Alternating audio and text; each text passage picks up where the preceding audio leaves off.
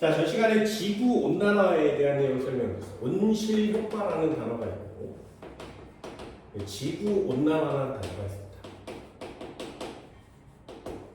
이 두 가지를 배웠어요. 온실 효과는 좀 괜찮은 표현법이고요. 지구 온난화는 좀 안 좋은 표현법이라고 했어요. 그래서 온실 효과와 지구 온난화 그 두 가지로 나뉘어져서 좀 알아둬야 되는데, 이것 때문에 나타나는 현상들이 있다는 거죠. 온실 효과가 제일 유성돼요. 그래서 복사가 평형된 상태예요 라는 단어를 알려드릴게요.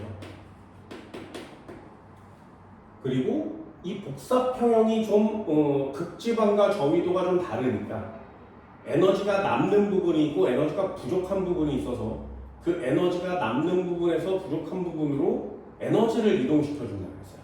그래서 그 에너지를 대기와 해양을 타고 이동한다고 했죠.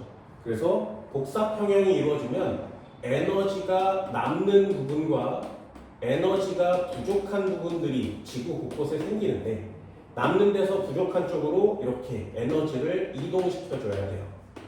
여기 에너지를 이동시키는 방법이 두 가지죠. 하나는 대기를 타고 갈 거고요. 하나는 해양을 타고 갈 거거든요. 그 중에 해양 파트를 배워야 되는데 이거는 살짝 없어졌어요. 이 교재에는 나와 있지 않거든요. 이 대기 파트를 가르쳐 드렸죠. 무역풍, 편서풍, 편동풍 이런 내용들이 대기 파트입니다. 기억나요? 그 중에 무역풍이 중요하다고 했어요. 무역풍 오늘 배울 내용이거든요. 그래서 편서풍, 극동풍, 무역풍 이런 바람들이 불게 됩니다. 결국에 이렇게 바람들이 불게 돼요. 그래서 이 대기 파트 때문에 지구가 잘 유지가 됐었는데 이 대기에 이상현상이 나타나는 거예요. 특히 무역풍이라는 바람에 이상이 생깁니다. 다 생기지만 이 무역풍에 이상이 생겨요. 그러면 지구에 에너지가 잘 공급이 되고 이동하고 이래서 균형을 이루어야 되는데 그게 이상이 생기는 거죠. 그럼 에너지가 잘 이동을 할 수가 없게 돼요. 그리고 다른 곳으로도 막 가게 돼요. 그래서 나타나는 게 기상현상이에요. 지구의 이상기후가 나타나는 이유가 뭐니? 이 무역풍 때문에 그렇습니다. 그래서 이 녀석 때문에 나타나는 현상이 두 가지가 있는데 하나는 엘니뇨라는 녀석이고요. 하나는 라니냐라는 녀석이에요. 엘니뇨, 라니냐 두 가지가 있습니다. 그죠? 엘니뇨는 남자애란 뜻이고요. 보이 얘는 여자애란 뜻이에요. 그런 뜻이에요. 그래서 남미의 언어로 그렇게 쓰게 됩니다. 이 두 가지 때문에 지금 기상 이변이 일어나는 거예요. 우리나라 뭐 이렇게 더워? 또는 뭐 사막에 왜 눈이 와? 왜 어디는 홍수가 이렇게 많이 나지? 뭐 이런 기상 이변이 일어나는 게 다 요것 때문이라고 지금 얘기하고 있습니다. 이 두 가지를 배우는 게 오늘 수업의 포인트고요. 그래서 전 시간에 여기까지 무역풍이 뭐니까지 알려드릴 거예요. 오늘 요걸 배울 거고요. 두 번째, 복사평형이 일어날 때 이 복사평형이 그냥 에너지가 많아요, 적어요 이런 단어를 쓰지 않고요. 진짜로 에너지가 얼만큼이 어디로 들어가고 얼만큼이 어디에 쓰이고 누구는 얼만큼을 내놨고 이런 걸 수로 표현한 게 있어요. 그걸 수로 표현했다 수지라고 합니다. 특히 열 에너지를 숫자로 표시하는 거 그래서 열수지라고 해요. 이 열수지는 더하기 빼기 계산형 시험 문제가 나옵니다. 그래서 이 녀석은 좀 체크를 해주셔야 돼요. 그게 책의 84페이지에 나오는 열수지입니다. 그렇죠? 그 지구 열수지에 대한 내용을 좀 많이 설명드릴 거예요. 그래서 오늘은 열수지, 엘니뇨, 라니냐 이렇게 설명을 드릴 거예요. 그렇죠? 일단 간단하게 복사평형을 배웠으니까 복사평형을 다시 한번 복습. 무엇이니 복사평형이? 태양이 있었어. 지구가 있었어. 그럼 태양에서 지구로 이렇게 에너지를 공급해주죠. 이게 태양 에너지예요. 그래서 이걸 태양 복사 에너지라고 합니다. 됐죠? 그럼 지구도 이렇게 에너지를 내뱉어서 지구 복사 에너지를 방출해요. 이거는 지구 입장에서는 흡수한 양이고 요거는 지구 입장에서 방출한 양이에요. 그럼 태양 에너지 들어온 양과 방출 에너지 나간 양이 같으면 이 지구는 뜨거워지지도 차가워지지도 않는다는 거예요. 됐나요? 그걸 복사가 평형됐어요라고 얘기합니다. 그러니까 들어온 양과 나간 양이 항상 같아야 복사가 평형됐어요라고 해요. 그런데 이 복사가 평형된 상태여야 하는데 무언가 여기에 이상이 생겨서 들어오는 거 나가는 거 중에 이 지구가 따뜻해지고 점점점 더워지는 이유가 있단 말이죠. 그 이유를 찾는 거예요. 그 이유를 열수지의 개념으로 찾게 됩니다. 그래서 이 열수지의 숫자 값을 비교하면 복사가 평형된 상태랑 그렇지 않아 어디는 에너지가 많아 온실 효과가 나타나고요. 지구온난화가 나타나는 상태를 설명할 수 있는 거예요. 됐나요? 간단하게 또 한번 해볼까요?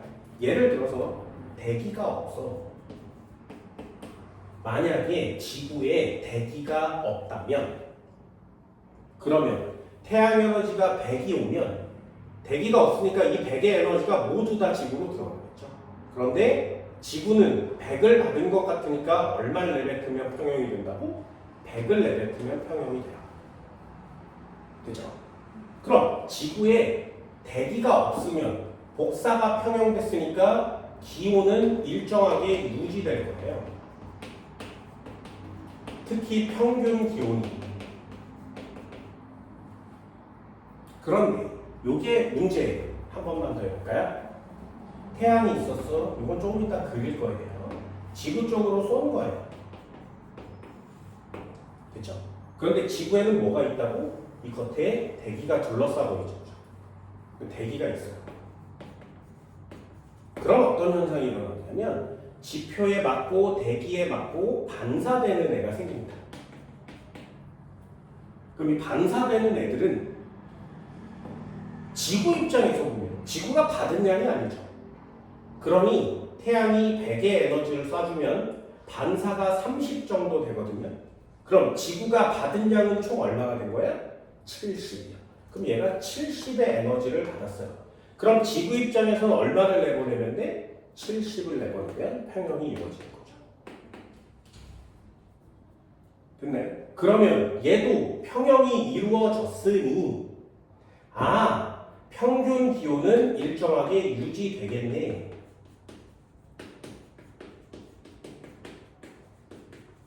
그럼 대기가 없을 때나 대기가 있을 때나 기온은 일정하게 유지되잖아요. 그럼 어느 게 더 좋은 거야? 얘가 더 좋은 거죠. 왜냐하면 이렇게 대기가 없으면 태양 에너지가 들어와서 100 나가죠. 그럼 이게 대기가 없지. 마치 옷을 안 입은 것 같은 거예요. 겨울인데 파카를 안 입은 것 같은 거예요. 그래서 공기가 에너지를 가둬줘야 되는데 그 공기층이 없는 거예요. 그러니 더울 땐 뒤지게 덥고 추울 땐 뒤지게 추워요. 그걸 뭐라 그래? 세 글자로. 너무 길잖아요? 더울 땐 뒤지게 덥다, 추울 땐 뒤지게 추워. 낮에는 온도가 막 100도, 200도 올라가고요. 밤에는 마이너스 100도예요. 그걸 세 글자로 뭐라고 하냐면 일교차라고 합니다. 그래서 대기가 없으면 일교차가 커요.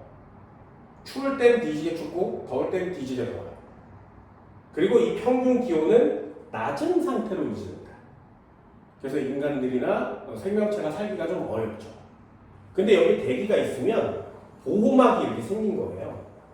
파카 같은 걸 입은 거죠. 패딩을 입은 거예요. 그러니 얘는 일교차가 좀 작은 상태에서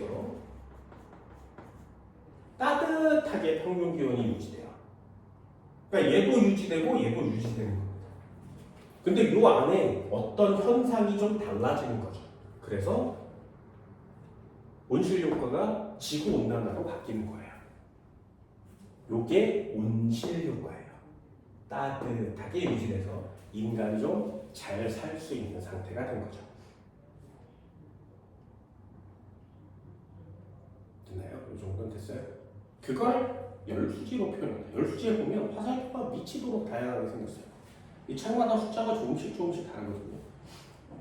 여기 나와 있는 내용은 좀 많은 내용들이 들어있습니다. 그걸 하나씩 보도록 할게요. 자, 이제 한번 해볼까요? 열수지.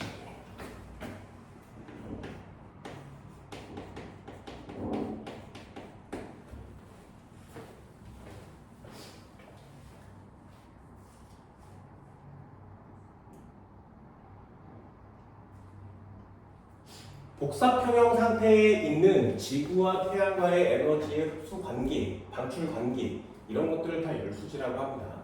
열수지는 세 덩어리로 나눌 거예요. 만약에 태양, 지구에 대기가 없으면 지금 했던 걸 하나씩 정리할 겁니다. 여기가 이렇게 지구인데요. 대기가 없어요. 그럼 여기 태양이 이렇게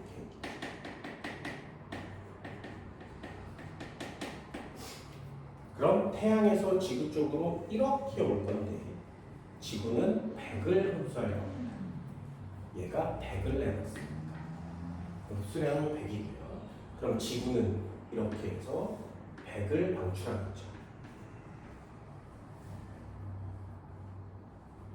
그럼 여기에 있는 요 녀석이 흡수량이에요. 요 녀석이 방출량이에요. 그럼 이 상태로 평형은 된 거니? 네. 그럼 얘는 복사 평형이 되었어요. 이렇게 쓸 건데 아예 그냥 정의가 열수지는 복사 평형 상태에서의 숫자예요. 이렇게 써 있거든요. 그러니까 여기에 나와 있는 숫자들은 전부 다 복사 평형을 가정해 놓고 문제를 푸는 거예요. 그럼 아까 얘기한 것처럼 평균 기온은 변하니 안 변하니? 안 변해요.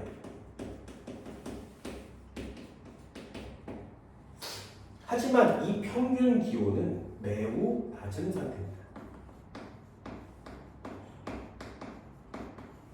그러니 생명체가 살기는 좀 어려운, 매우 추운 상태로 일정하게 유지된다. 그럼 추울 땐 되게 춥고 더울 땐 뒤지게 더워 뭐라고 쓴다고? 일교차가 크다고 쓰는 거죠. 그래서 수성이나 달 같은 애들이 대기가 없기 때문에 일교차가 매우 큰 거예요. 추울 때는 아주 춥고 더울 때는 아주 덥습니다.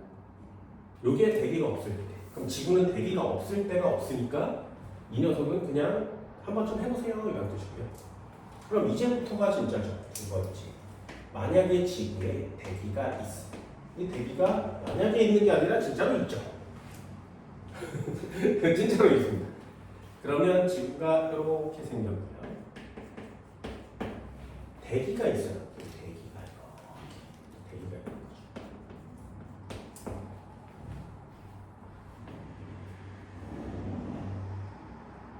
그럼 복사평형이라는 단어도 한번 열수지로 비교해 볼 건데 태양이 100을 쏠 겁니다. 100을 이렇게 쏘면 이 100이 대기가 없으면 지구로 전부 다 들어와요. 그런데 맞고 반사가 된단 말이죠.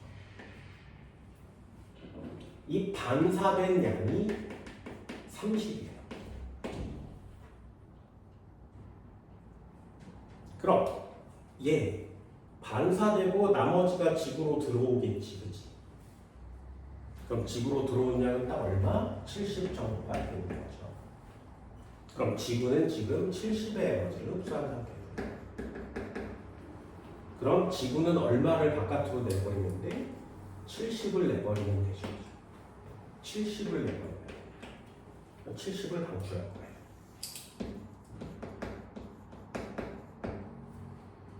그래서 결국에 얘도 역시 열수지니까 복사가 평형됐어요 라는 단어를 쓰게 됩니다. 왜? 들어온 양, 받은 양과 버린 양은 같은 거죠. 그럼 복사가 평형됐어요. 그럼 얘도 역시 똑같은 단어를 씁니다. 평균 기온이 일정하게 유지되죠. 평균 기온이 일정하게 유지돼요. 그런데 이 평균 기온이 어떤 상태라고? 따뜻한 상태. 그죠? 따뜻한 상태. 지금 우리가 살고 있는 기온처럼 따뜻한 상태가 유지됩니다. 왜냐하면 이 대기에 에너지가 들어있기 때문에 그래요.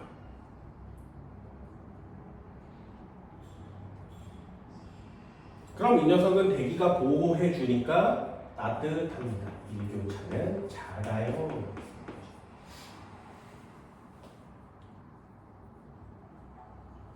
그래서 지금 지구가 따뜻하게 유지되고 있어서 온실 효과가 나타나는 거예요. 따뜻하니까.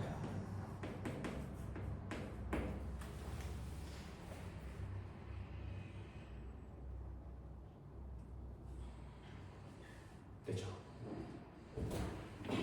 요거를 숫자로 좀 더 자세하게 표시한 게 그 책에 나와 있는 숫자들이에요. 거기 있는 숫자들을 다 더하거나 빼셔야 되는데 나누셔야 된다. 예를 들면 숫자 대목적입니다. 대기가 있고요. 지표가 있어요.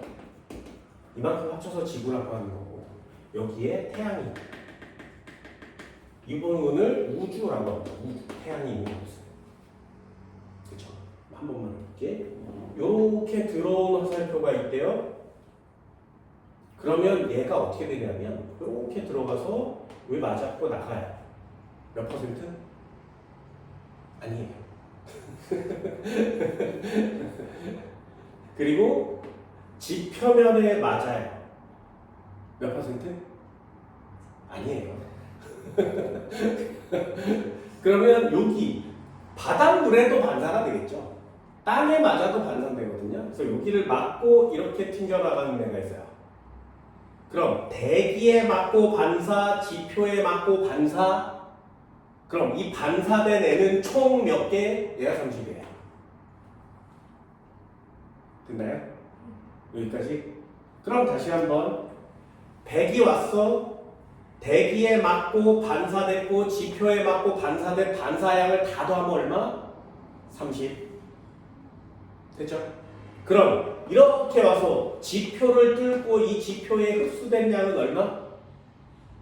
아니에요.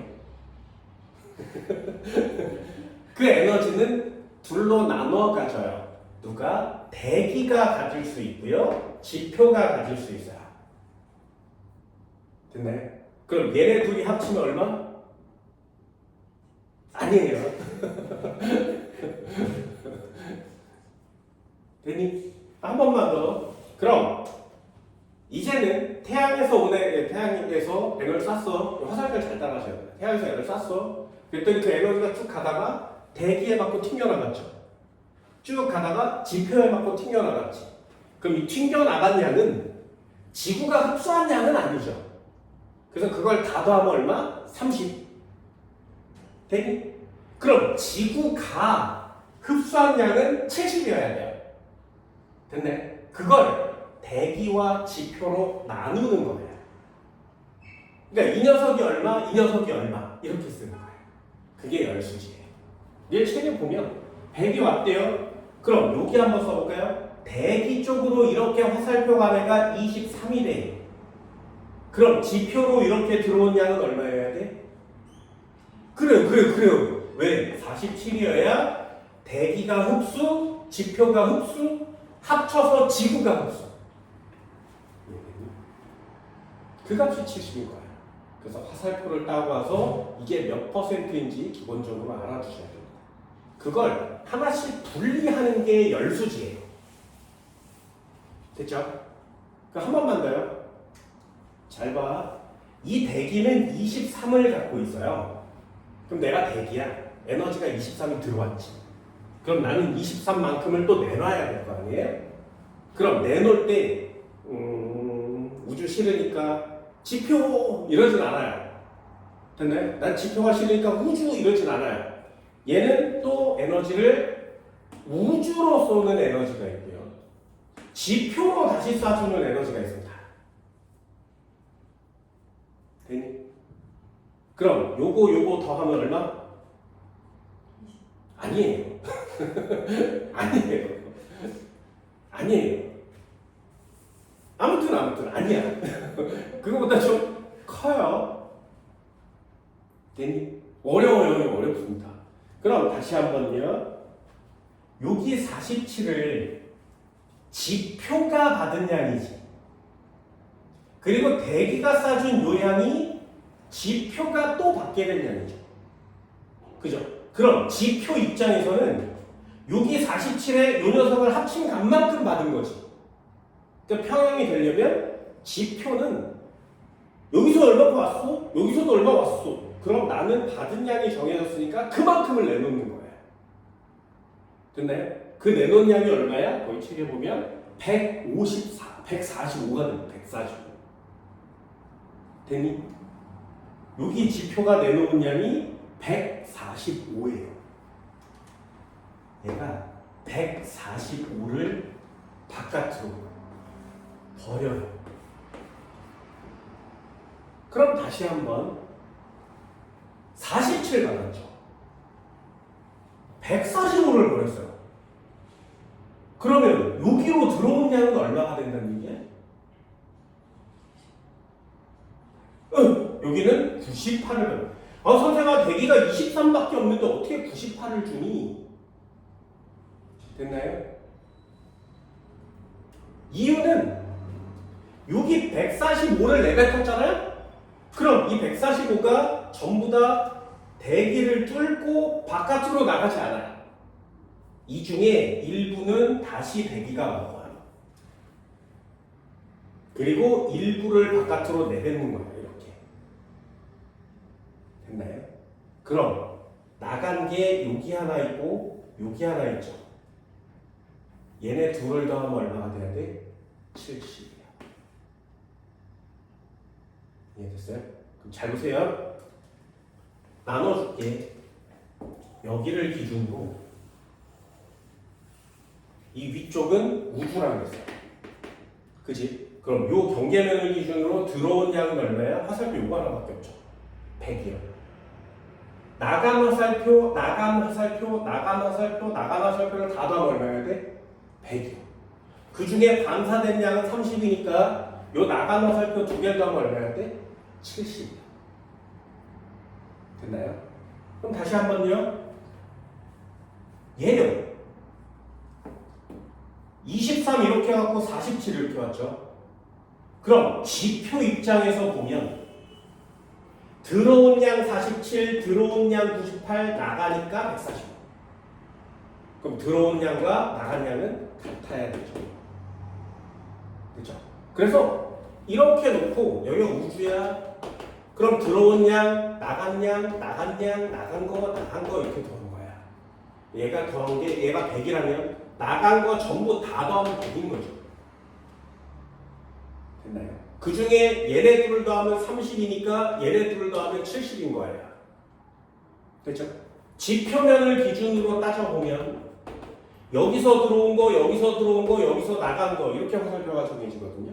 그럼 들어온 양과 나간 양은 어때야 된다고? 같아야 돼요. 얘가 47, 얘가 98, 얘가 145인 거예요. 그럼 우주로 나가고 들어온 거 쉽고요. 지표로 나가고 들어온 거 쉬워요. 문제는 뭐야? 대기가 좀 까다로울 수 있죠. 그럼 다 한번 따져볼까요? 여기 나간 양을 보면 얘가 58이고요. 얘가 12면 70이죠. 그렇죠? 따져볼게요. 잘 봐. 145예요. 그치? 화살표 따져볼게요. 145를 딱 쐈어. 이렇게 나뉘어졌죠. 그 중에 58이 나왔어요. 그러면 이쪽으로는 얼마 가면 돼? 127? 127. 됐죠? 87? 왜 87? 나 계산 잘 못하니까. 그러면 여기 두 개 더한 값은 얼마야?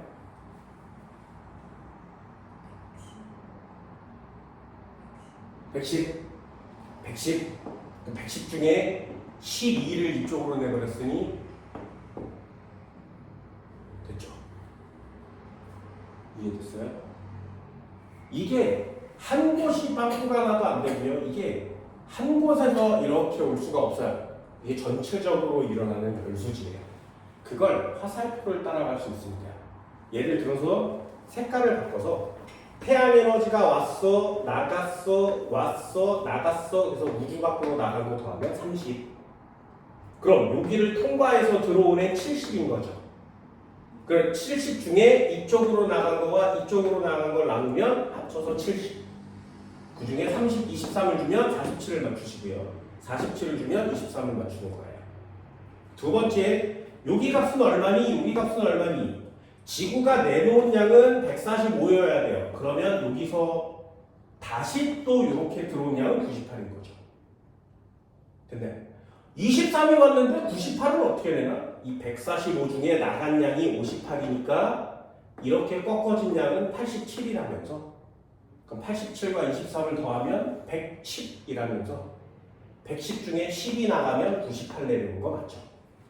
숫자 딱 떨어져서 맞지. 그게 왔다 갔다 화살표가 다 맞아야 돼요. 그걸 열수지라고 합니다. 이런데 빵꾸를 주는 거죠. 그러면 더하기 빼기해서 여기 23 이렇게 맞추는 거예요. 숫자 파트를 좀 신경 써야 되는데 이거는 이렇게 써져서 나와요. 다 외울 필요는 없어요. 그러니 흐름을 따라가서 에너지 칸이 얼마인지를 정확하게 체크하는 게 열수지 같은 거예요. 됐나요? 왜 이걸 하는 거야? 이 중에 뭐가 하나가 변하면 지구 온난화가 돼서 지구가 점점 이상해져요. 도대체 이 중에 뭐가 변하면 이상해지는 것이냐? 그걸 하려고 열수지를 보는 거예요. 다 변함이 없는데 곧 딱 하나가 변해요. 이 화살표 이 많은 것들 중에. 그래서 그 하나가 변하면 지구 전체가 이상해지는 거거든요. 그게 시험 문제니까 그게 포인트가 되는 거죠. 한번 더 해볼게요. X3. 지구의 열수지를 그려봅시다.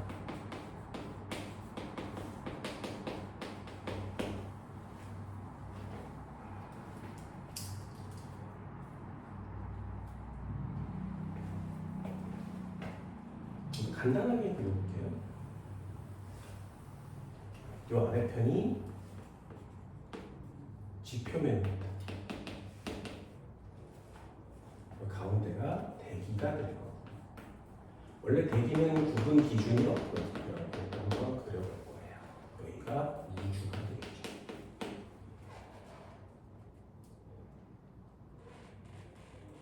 네, 너무 크면 좀 안 보입니다. 여기 태양이 있을 겁니다.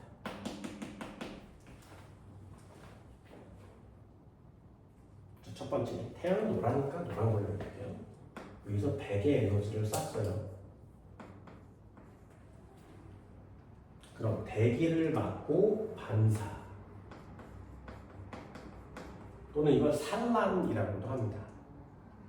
그리고 이렇게 와서 맞고 반사.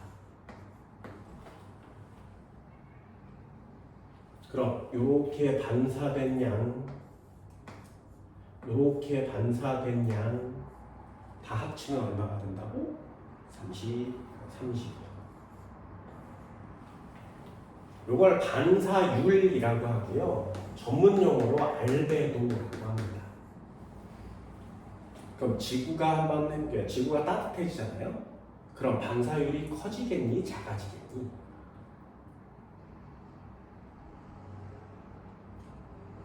왜요?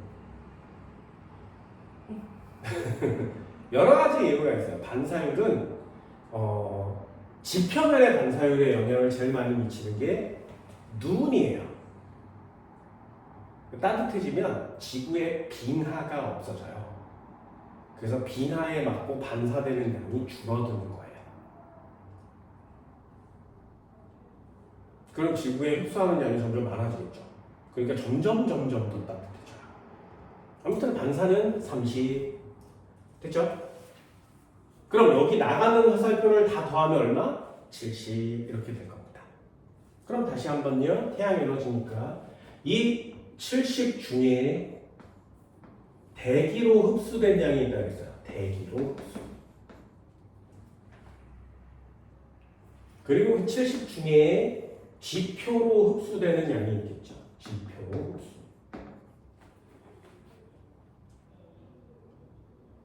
대기 흡수량과 지표 흡수량을 더하면 얼마가 된다고? 70. 그죠? 70이 들어왔으니까. 그럼 대기로 흡수되는 양이 23. 지표로 흡수되는 양은 47. 그죠? 그럼 지구 에너지도 한번 표시해 볼게요. 지구 에너지는 주황색으로. 그럼 지구는 여기서 지표에서 에너지를 이렇게 내놓습니다. 얼마를 내나? 145일. 그럼 여기서 내놓은 에너지가 이렇게 뚫고 직접 우주로 나가는 에너지가 있어요. 직접 우주로 나가는 에너지가 있고 대기로 다시 흡수되는 에너지가 있습니다. 그럼 145 중에 지표로 통해서 대기를 통해서 우주로 나가는 에너지 값이 얼마라고? 네, 158이요. 그러면 이렇게 꺾어져서 대기 쪽으로 흡수되는 양은 얼마야? 87. 이 값이 87이요. 그렇죠? 그러면 대기가 제일 중요하니까 하얀색으로 표시할게요. 이만큼이 대기가 흡수한 양이죠. 그럼 대기 쪽으로 들어온 화살표의 양과 대기에서 나간 화살표의 양은 같아야 돼요. 그럼 대기에서 이렇게 방출되는 양이 있을 거고요. 대기에서 이렇게 쏴주는 에너지가 있을 거예요. 위로 쏴주는 양이 더하면 얼마가 돼야 돼? 70이니까 여기는 얼마? 12. 70 된 거 맞죠? 그럼 110 흡수해서 아래쪽으로 얼마 쏴줬어? 98 쏴준 거 맞지? 그럼 흡수량 47, 98 두 개를 더하면 방출량 145 나오는 거 맞죠? 그리고 지구 쪽으로 흡수된 태양에너지 100 중에 30을 이미 버렸으니 70만 내놓으면 되는 거 맞죠? 그러니까 얘네 둘이 합치면 70이 되는 거죠.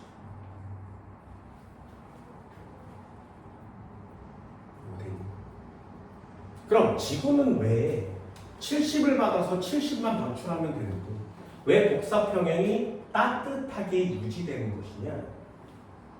지표로 온 녀석이 47이에요, 태양에서. 그럼 지구가 내놓을 거거든요. 그러면 23만 내놓으면 되잖아요. 70만 내놓으면 되잖아. 47은 47만 내놓으면 되잖아요. 근데 갑자기 생뚱맞게 145를 내놓고 있지. 왜요? 내놓은 양 중에 대기가 먹었다가 방출하는 거야. 지표로 다시. 그럼 이 값이 처음에는 없었겠죠. 대기가 없으면. 그러니까 얘가 없으니까 요 내놓은 양도 적은 거예요. 그럼 얘가 있으니까 얘가 이렇게 빙글빙글 돌다가 대기가 점점 더 태양 에너지랑 지구 에너지를 많이 흡수하면 많이 쏴주고 그럼 얘가 더 많이 내고 더 많이 쌓이니까 더 많이 내놓으면 더 많이 내야 되는데? 이렇게 계속 반복하는 거예요. 그러면 여기가 대기의 에너지가 점점 많이 쌓이는 거지. 그래서 지구 전체가 따뜻해지는 거예요. 그러면 지구의 온실 효과가 일어나는 건 뭐 때문이야? 다시 한번 해볼게. 한 번만 더요. 마지막입니다. 열수지를 대기가 없으면으로 그려볼게요. 대기가 없으면 그럼 태양이 여기 있었는데 배를 쐈겠죠. 그럼 대기가 없다면 여기 대기에 맞고 반사되는 양이 없겠죠. 그죠? 그리고 대기에 흡수되는 양이 없을 거예요. 지표에 맞고 반사되는 양은 있겠지. 그럼 얘가 이렇게 와서 여기 맞고 반사되는 양이 6이에요. 그럼 여기로 대기가 흡수해야 되는데 이 화살표가 대기가 없어졌으니까 없어지는 거지. 그럼 지구가 흡수한 양은 얼마인 거야? 94가 되겠죠. 그러면 여기서 또 다시 화살표가 없으니까 지구는 얼마만 내놓는데 94를 내놓으면 되는 거지. 그러면 이렇게 가서 94가 나갈 테니까 100 된 거 맞죠? 이 상태로 평형이 돼요. 그럼 여기 대기가 에너지를 갖고 있을 수 없지. 그러니까 차가운 거야. 근데 여기 고음압이 생겨서 에너지가 여기 대기 파트에서 빙글빙글 돌면서 나갔다가 다시 쌓였다 나갔다가 하니까 여기 에너지가 항상 존재하지. 그러니까 따뜻한 거야. 그럼 대기가 없을 때는 온실 효과가 일어나지 않았다가 대기가 있으니까 온실 효과가 생기는 거거든요. 그 온실 효과가 생기는 이유가 뭐니? 그리고 지구가 따뜻한 이유가 뭐니? 요거 때문에 그래요. 요게 여기 화살표가 들어온 거 나간 거밖에 없는데 얘는 들어온 게 두 종류가 있지. 그래서 여기 파트가 열수지 중에 가장 중요한 값이에요.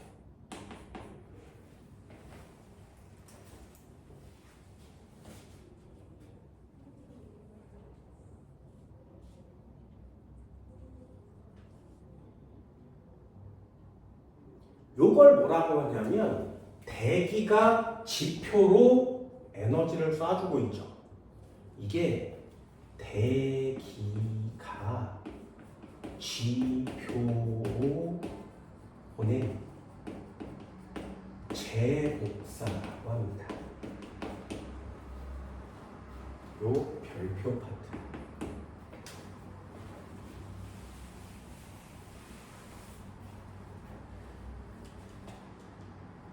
이렇게 됐나요? 그럼 한 번만 더 해볼까요? 대기의 온실기체가 점점 많아지잖아. 그러면 지구 에너지를 훨씬 더 많이 흡수해요. 그럼 여기 145를 쐈는데 58이 나가야 되는데 87 이쪽으로 꺾어줘야 되는데 여기 온실기체가 쌓이면 100을 먹어요. 더 많이 먹어요. 그럼 여기로 조금밖에 안 나가지. 그럼 얘 100을 먹었으니까 여기 조금밖에 안 나가지. 그럼 지구는 야 억울하잖아. 너무 야 그냥 70이 나가야 되는데 얘가 다 쳐먹어. 그럼 70이 안 나가죠. 근데 이걸 순서대로 할 건데 이게 되게 순서가 어려워요. 점점점 찍었어. 잘 봐. 태양이 있었어. 복수처럼 100이 왔어. 맞고 튕겨 나갔어. 32. 그럼 이렇게 와서 여기에 47이 이렇게 와서 23이 여기까지 왔죠? 그럼 여기서 이렇게 지구가 145를 쐈다 그랬어. 그럼 여기로 58이 이렇게 나간다 그랬죠. 그럼 이쪽으로 이렇게 해서 87이 온다며. 그럼 여기로 이렇게 해서 98이 된다며. 밖으로 12가 나간다며. 여기까지 완성됐죠. 그런데 온실기체가 막 더 많아진 거야. 됐나요? 그러면 이 지구 복사 에너지 중에 이만큼을 더 많이 흡수해서 처먹어요. 해볼게요. 87이어야 되는데 107을 먹은 거야. 그럼 20을 더 먹은 거 맞지? 그러면 요 녀석이 38밖에 안 나가죠. 그럼 얘는 50밖에 안 되지. 그럼 태양이 항의를 하는 거예요. 야, 70 가져가놓고서 왜 50밖에 안 되나? 되니? 그럼 지구가 이상하다. 분명히 내놨는데 분명히 이상한데? 어디 갔지? 얘 내는 거야. 얼마를 내? 165를 내는 거야. 20을 더 내는 거죠. 그래서 얘를 맞추려고 해요. 야, 됐지? 그럼 이 값이 얘랑 안 맞지? 그래 여기서 빼오는 거야. 이렇게. 여기가 118로 바뀌는 거예요. 됐나요? 그럼 여기에 에너지가 아까는 98에 이거에서 이만큼이었는데 20이 더 많아진 거죠. 그 20만큼 온도가 올라가요. 그럼 또 에너지가 온실기체가 또 쌓이잖아? 그럼 이 숫자가 또 올라가는 거예요. 그럼 C에 이상한데? 왜 모자라지? 얘 더 내는 거예요. 그럼 여기가 더 증가하는 거예요. 됐나요? 그럼 여기에 대기에 머무르는 에너지가 점점 많아지는 거죠. 그래서 계속 온도가 올라가는 거예요. 그걸 지구온난화라고 하는 거예요. 그럼 결국에 온실효과든 지구온난화든 어떤 화살표가 그 현상들을 결정하는 거라고? 요 화살표야. 지구 대기가 지구 지표로 다시 보낸 이 제복사 화살표가 얼마의 값을 갖느냐에 따라서 이게 온실인지 지구온난화인지가 결정되는 거예요. 그럼 여기다가 한번 정리 한번 해볼까? 대기에 온실기체가 쌓이면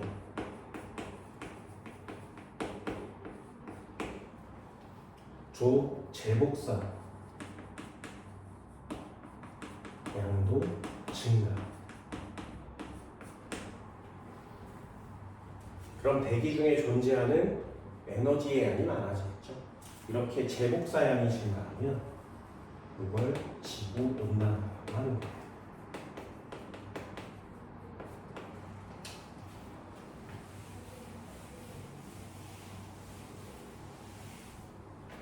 지구인들 참 이상하지 않나요? 지표에서 에너지가 나오는데 그 값이 얼마인지를 다 계산해요.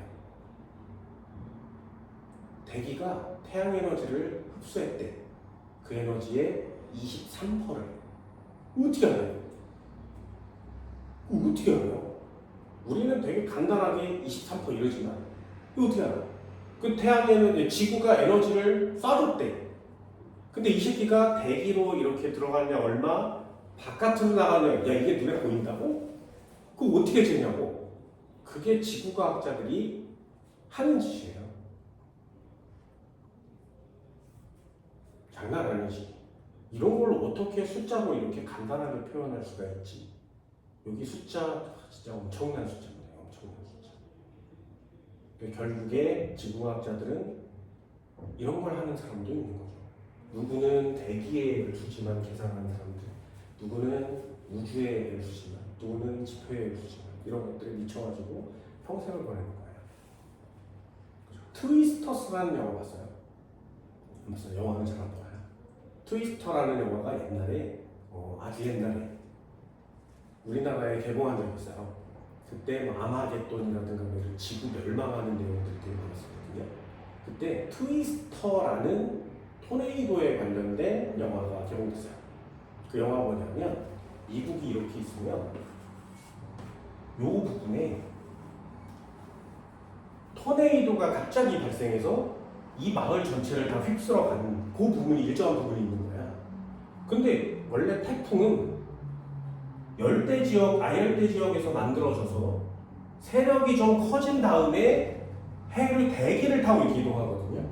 근데 얘는 땅바닥에서 생겨요. 왜 이렇게 운동장 한가운데 소용돌이 같이 바람 이렇게 치는 것들이랑 똑같거든요. 근데 그 규모가 어마무시하게 큰 거예요. 다른 데는 안 생겨요. 여기만 생겨요. 그래서 이게 토네이도예요. 그래서 바다에서 생긴 돌아가는 바람은 뭐 태풍, 사이클론 이렇게 이름 붙이는데 얘네들은 그냥 토네이도야. 왜 여기만 이렇게 보니까 이게 너무 궁금한 거야. 그래서 과학자들이 막 이 평야를 막 차를 타고 달리다가 구름이나 바람의 모양 또는 해의 색깔 이런 것들을 다 관측한 다음에 저기! 그럼 막 차를 타고 달려가요. 그럼 막 달려갔다 바람이 이렇게 모여서 토네이도가 생길라 그러다가 없어져. 그럼 에이 집에 다시 와요. 그럼 막 기다리다가 다음 날 또 바람이 이렇게 보고 오늘 좀 느낌 좋은데 저기! 그럼 거기 막 달려가요. 그럼 거기서 갑자기 토네이도가 슉 하고 만들어져요. 그럼 그게 회오리처럼 막 돌다가 하늘의 구름까지 이렇게 올라가거든요. 그럼 그게 사이즈가 졸라 커져서 얘가 이렇게 휩쓸면서 마을도 다 날려버리고 자동차 다 날려버리고 이러는 거야.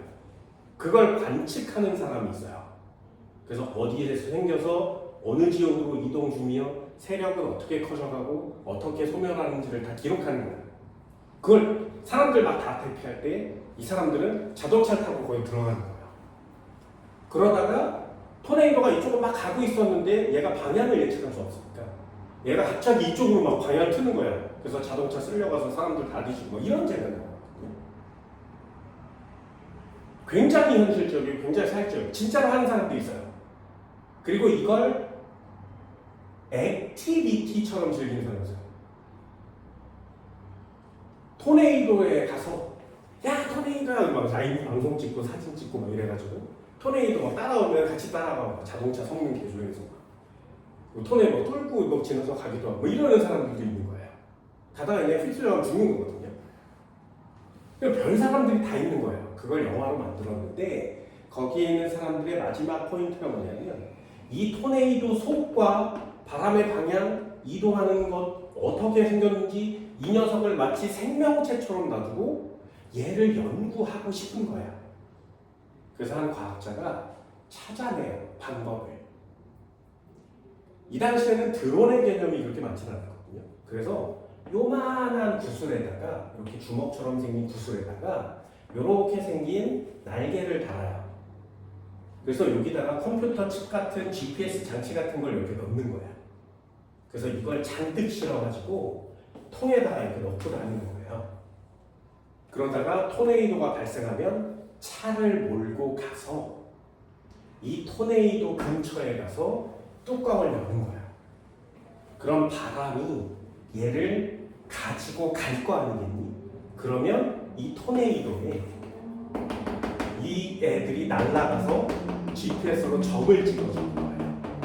그러면 그걸 컴퓨터에 펼쳐놓고 얘네들 적이 어떻게 움직이며 어떤 속도로 돌고 있으며 어떤 운동을 하고 있으며 앞으로 어떻게 진행할 것인지 에너지는 얼마인지를 다 계산해주는 뭐야 토네이도 하나에 미친 사람이 있는 거잖아요. 그게 얼마 전에 십몇 년이 지난 후에 트위스터즈 그래가지고 다시 또 개봉한 적이 있어요. 이것도 영화를 볼 수 있죠. 지금도 이거 하는 사람들도 많고 지금은 뭐 유튜브가 있으니까 유튜브 라이브 방송을 하는 사람들도 점점점 많아지는 거죠. 이렇게 하는 거예요. 토네이도 하나 하려고. 그럼 지구에 이런 내용들을 다 하려면 어마무시한 사람들이 엄청나게 많은 짓거리를 해야 되겠죠. 지구과학은 이런 거. 돈이 없으면 하기 싫죠. 돈이 있어도 하기 싫죠. 또 돈이 많으면 더 하기 싫죠. 또 이런 거 하는 사람들은 이런 거에 꽂혀야만 할 수 있잖아요. 그렇죠? 언니는 애니메이션 싫어하죠? 사람마다 다 호불호가 있으니 그렇죠? 왜 싫어하는지 이해가 안 되죠. 언니는 또 다르게 얘기하지. 왜 좋아하는지 이해가 안 된다고 그러지. 뭐요? 딱 그렇게 생겼어요. 비슷하기가 쉽지가 않거든요. 그 중에 한 명이 나 뭐 대기에 꽂혔어 또는 우주에 꽂혀서 그 사람들은 그걸 평생 하는 거죠. 이렇게 열수진하는 거예요. 우리는 뭐 중학교 고등학교 때 이걸 단순하게 숫자로 된 걸 시험으로 보기 위해서 이렇게 배우지만 이거보다 훨씬 더 많은 내용을 하셔야 돼요. 장난 아니지, 그치? 되게 재밌지 않아요? 재밌지 않아요? 숫자 한번 펼쳐볼까요? 뒤쪽에 문제를 한번 펼쳐볼까요?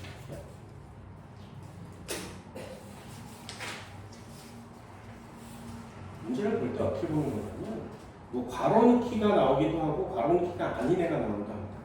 90페이지 3번처럼 나올 때가 있어요. 여기 보면 숫자가 다 써있죠? 숫자가 다 써있으면 내용 정리만 하는 거예요. 예를 들어서 지구의 감사율은 30%니 네, 지구의 감사 산란은 30%예요. 동그라미가 될 거예요. 태양 복사 에너지는 대기보다 지표면에서 많이 흡수한다. 보세요. 태양 복사 에너지가 왔어. 반사 30이에요. 지표로 얼마? 대기로 얼마? 지표가 많이 흡수하는 거 맞죠? 지표가 47이니까요. 그럼 2번도 동그라미. 지구에서 우주로 방출되는 70단위는 주로 적외선 영역의 복사이다. 이런 단어가 어렵습니다. 이런 단어가 어려워요. 이런 게 과학 상식이 없으면 맞추기가 어렵거든요. 태양 에너지는 태양에서 오는 에너지는 되게 다양한 녀석들이 옵니다. 예를 들면 자외선도 오고요. 가시광선도 와요.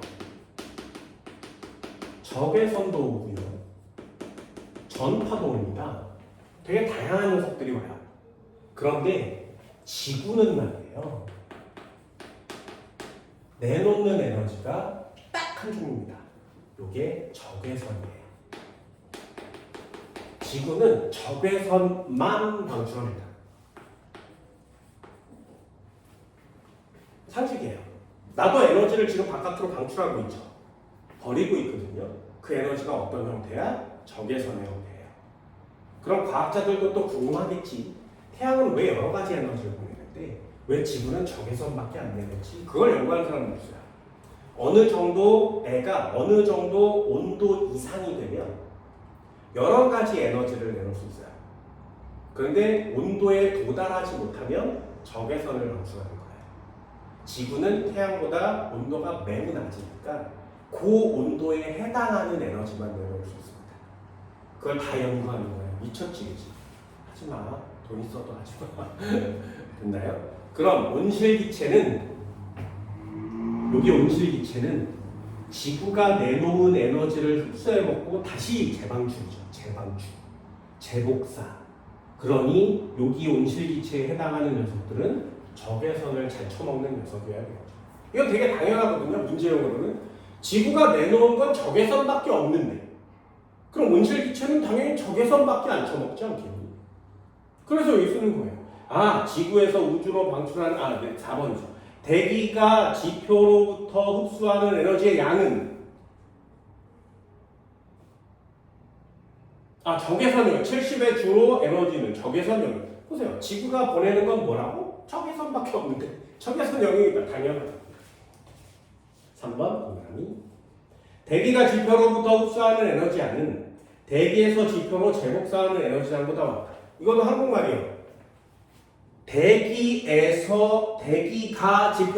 대기가 지표로부터 흡수한 양 87을 의미해요. 대기가 지표로부터 흡수한 양. 그러면 대기가 지표로 방출한 양은 98에 해당됩니다. 왜냐하면 태양으로부터도 대기는 받았잖아요. 그죠? 이렇게 두 군데로 받았으니 주어와 서술어를 잘 따져요. 목적어를 잘 따져요. 대기가 전체 흡수한 양이 아니라 대기가 지표로부터 흡수한 양 87이고요. 대기가 태양으로부터 흡수한 양 그럼 23이에요. 대기가 흡수한 양 그럼 110. 됐나요? 한국말을 읽으십니다. 그럼 대기가 우주로 방출한 양은 12. 대기가 지표로 방출한 양은 98. 그럼 대기가 그냥 방출한 양은 110. 되셨나요? 그래서 단어들을 신경 쓰면 대기가 지표로부터 흡수한 에너지는 87. 대기에서 지표로 재방출한 건 98. 동그라미.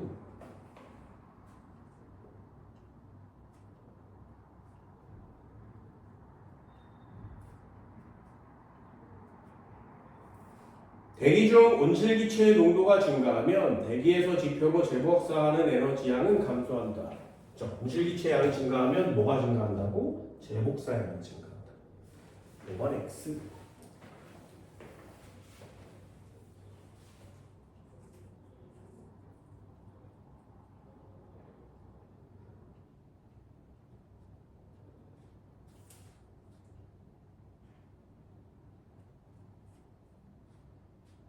됐나요? 그럼 4번도 틀리잖아요.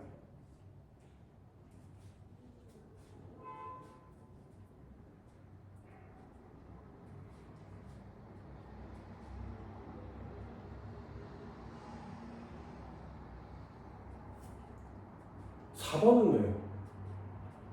87, 98이라니.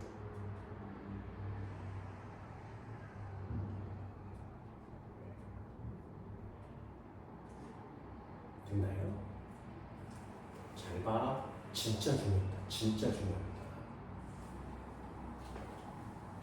별로 이상이 없죠?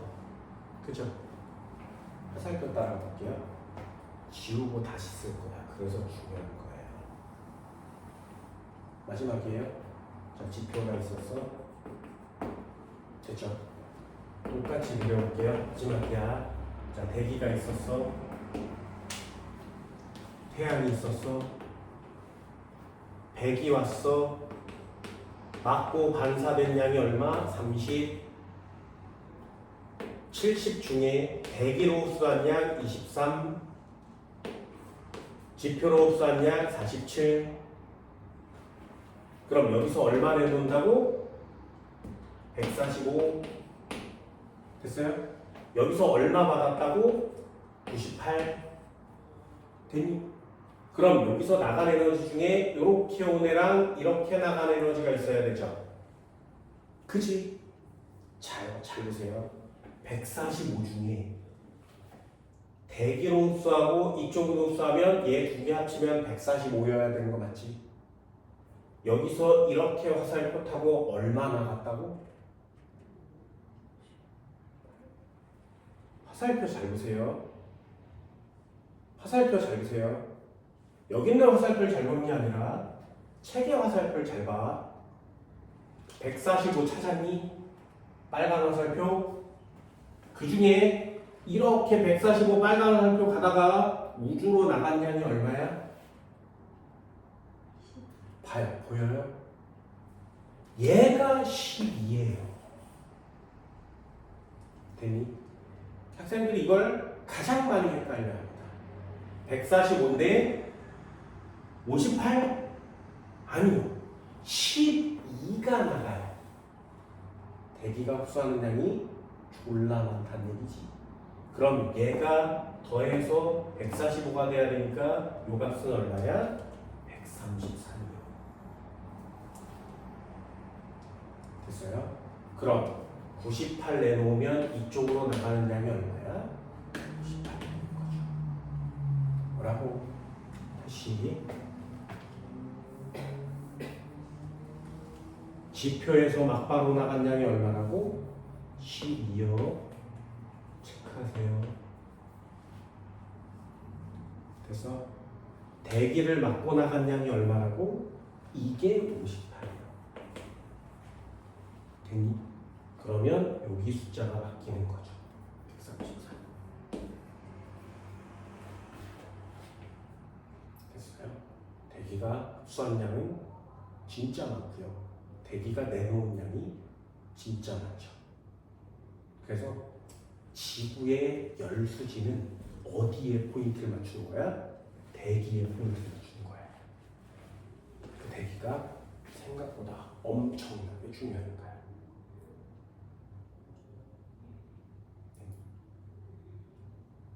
이제 완성됐어요? 숫자가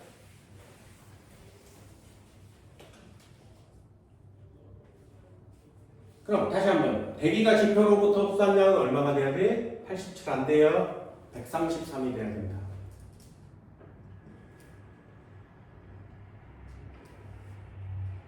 장난 아니게 많죠. 대기에 포인트를 맞춰주는 게 지구과학자들이 하는 짓이에요.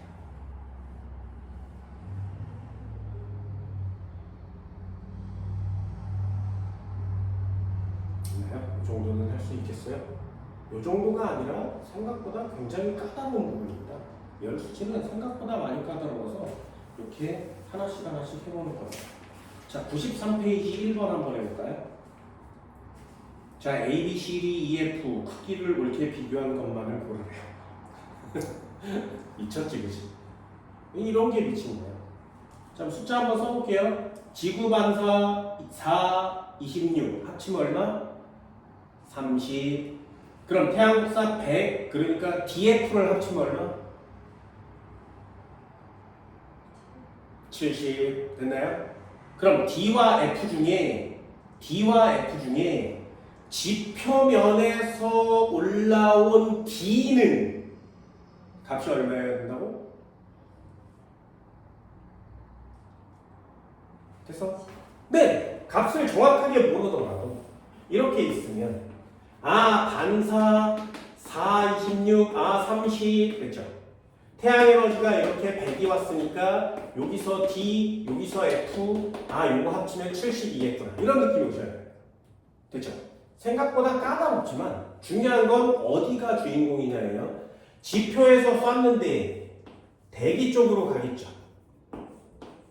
요렇게 대기 흡수니까 이쪽 편으로 해볼까요? 이렇게. 그럼 여기가 2고요. 여기가 대기로 흡수된 양이죠. 이걸 따로따로 그리니까 여기는 대기가 방출한 양이거든요. 이렇게. 그럼 여기는 F98이 될 거예요. 그리고 여기서 이렇게 태양 에너지가 내려와서 대기로 흡수한 양이 있고 지표로 흡수한 양이 있죠. 그럼 숫자 쓸 수 있겠니? 여기서 30 나갔으니까 대기로 흡수한 양은 23, 지표로 흡수한 양은 47. 여기 B죠. 여기 A죠. 어때? 숫자를 좀 외워주면 좀 더 편하게 쓸 수 있단 말이에요. 그럼 무값은 얼마여야 돼? 요 값이 98인데 47을 더했으니까 얘가 145가 되겠지. 그럼 145 중에 대기로 흡수한 양이 얼마고 나간 양이 얼마라고? 12죠. 지표에서 뚫고 12가 남은 거죠. 그럼 여기서 대기로 흡수된 양은 133이요. 이게 C이고요. 그럼 A, B, C, D 다 됐지. 70이 돼야 되니까 58이 남는 겁니다.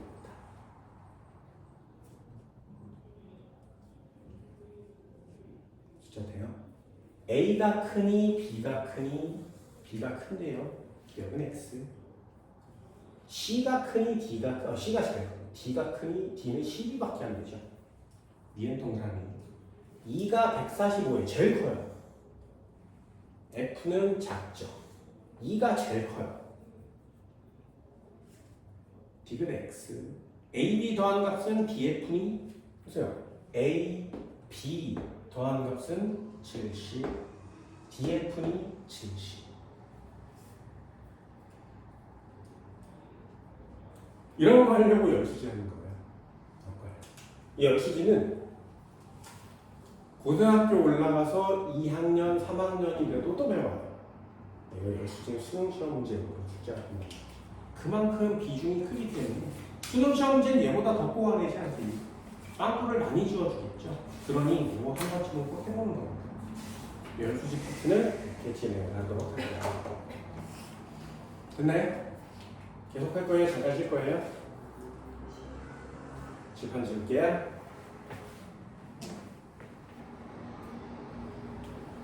자, 86페이지. 오늘은 기후에 대한 내용, 지구온난화 이런 내용들의 마지막 끝판왕입니다. 끝판왕. 마지막 끝판왕. 그게 엘니뇨라는 녀석이고요. 라니냐라는 녀석인데 엘니뇨랑 라니냐는 완전 반대예요. 완전 반대인 애는 하나만 하는 거야. 그래서 둘 다 하면 짜증도 나고 틀릴 가능성도 많으니 요걸 하나를 졸라 빠삭하게 해서 아니네 이렇게 쓰는 거예요. 네? 그래서 둘 중에 얘가 먼저 나왔으니까 엘니뇨를 먼저 할 거예요. 라니냐가 훨씬 더 효과가 크긴 합니다. 굉장히 위험하거든요. 지구 전체적으로 영향을 줘요. 예를 들어 볼게요. 지구가 이렇게 있으면 30도, 60도, 90도, 0도, 30도, 60도, 90도 이렇게 생겼다 그랬어요. 0도, 30도, 60도, 90도. 그렇죠? 이렇게 생겼는데 여기에 영도 지방에서 공기가 하늘로 올라갔다가 빙그르르 돌아서 30도에서 내려와서 이렇게. 여기서 빙그르르 돌았다가 30도에서 내려와서 이렇게. 여기 0도에서 30도 사이에 부는 바람을 무역풍이라고 합니다. 그 무역풍이 어떻게 생겼냐면 이렇게 불어요. 이렇게 불어요. 그래서 얘는 아래로 내려가는 방향으로 불고요. 얘는 위로 올라오는 방향으로 이렇게 불어요. 그러니까 바람이 적도를 기준으로 이렇게 붑니다. 지구 전체적으로. 그러면 여기에 있는 물도 이렇게 해서 바람 따라 가겠죠. 그래서 해류가 이렇게 왔다가 이쪽에 대륙을 맞고 빙그르르 이렇게 도는 거예요. 북반구. 그리고 남반구는 이렇게 갔다가 이렇게 도는 거거든요. 그래서 북반구는 시계 방향으로 돌아요. 남반구는 반시계 방향으로 돌아요. 호주는 여기 있으니까 반시계 방향으로 회로가 돕니다. 우리나라는 위쪽에 있으니까 태평양을 기준으로 빙글빙글 도는 거예요. 그래서 일본에서 후쿠시마 오염수를 방류하면 해류를 타고 알라스카를 거쳐서 미국으로 갑니다. 그럼 그게 다시 요 적도에 있는 요 해류를 타고 이렇게 와서 우리나라 쿠로시오 난이로 올라오죠. 그래서 이렇게 빙글빙글 돌아요. 그럼 지구에 일어나는 해수의 흐름도 다 바람의 영향을 받는 거예요. 그 중에 뭐를 중요하게 보는 거야? 요 30도 0도 30도 사이에서 부는 무역풍의 영향을 받는 겁니다. 요걸 자세히 보면 이 지구 끝에 여기 우리나라가 있고요. 이 지구 끝에 미국이 있어요. 그리고 여기에 남아메리카가 이렇게 존재합니다. 그리고 이쪽에 뭐 대만 뭐 이런 거 있고요. 그리고 여기에 홍콩 뭐 이런 거 있고요. 이쪽이 필리핀, 인도네시아예요. 동남아시아. 더운 지역들이죠. 그래서 이쪽을 남미라고 하고요. 여기 지역을 페루라고 하는 거예요. 그리고 이쪽을 동남아시아라고 하는 거고요. 필리핀이라고 하는 거예요. 그죠? 그럼 여기가 우리나라가 있고 여기가 미국이니까 이 전체가 다 태평양이에요. 그죠?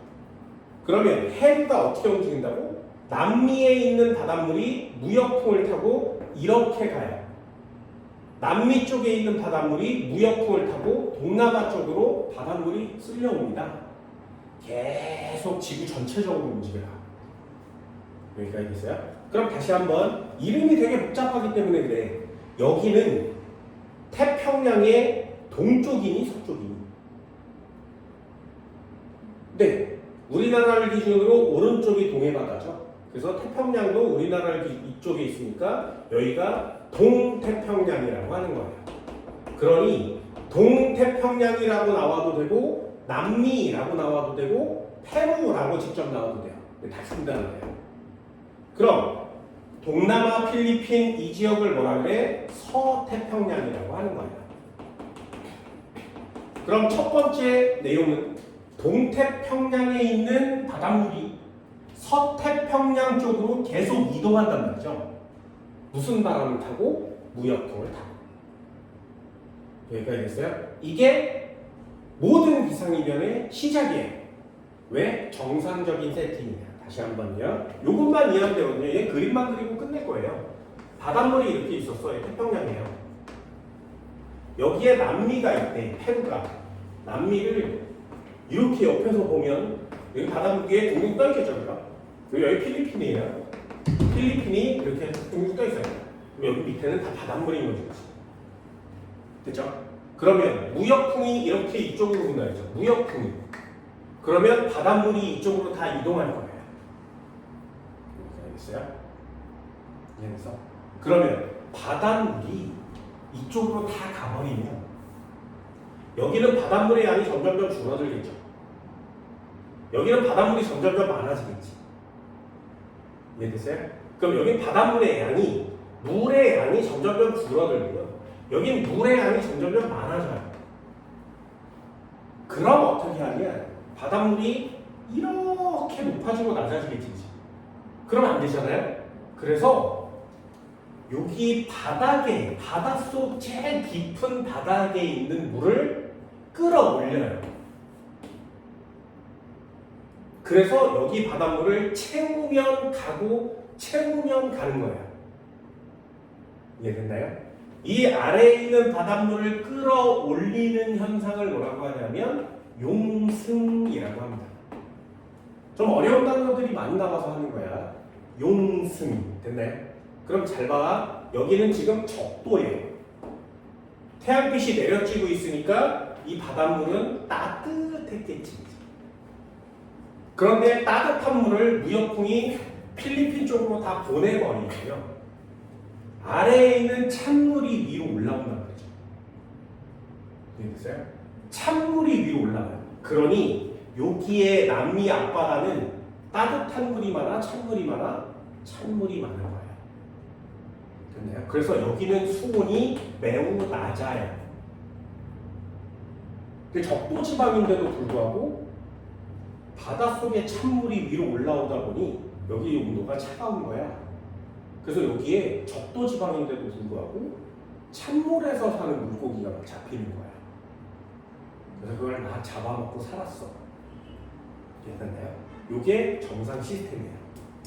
그러면 따뜻한 물이 계속 필리핀 쪽으로 갈 거니까 이쪽은 수온이 굉장히 높은 거죠. 그래서 동남아에 놀러 가면 물이 1년 내내 따뜻한 거예요. 그래서요. 겨울에 가도 막 수영하죠. 타니까. 그래서 계속 이 상황이 계속 진행됩니다. 다시 한번요. 동태평양 페루의 앞바다는 아래쪽에 물이 용승하니까 수온이 낮은 상태. 동남아 지역은 북역풍을 타고 해류가 이동해 왔으니까 수온이 높은 상태.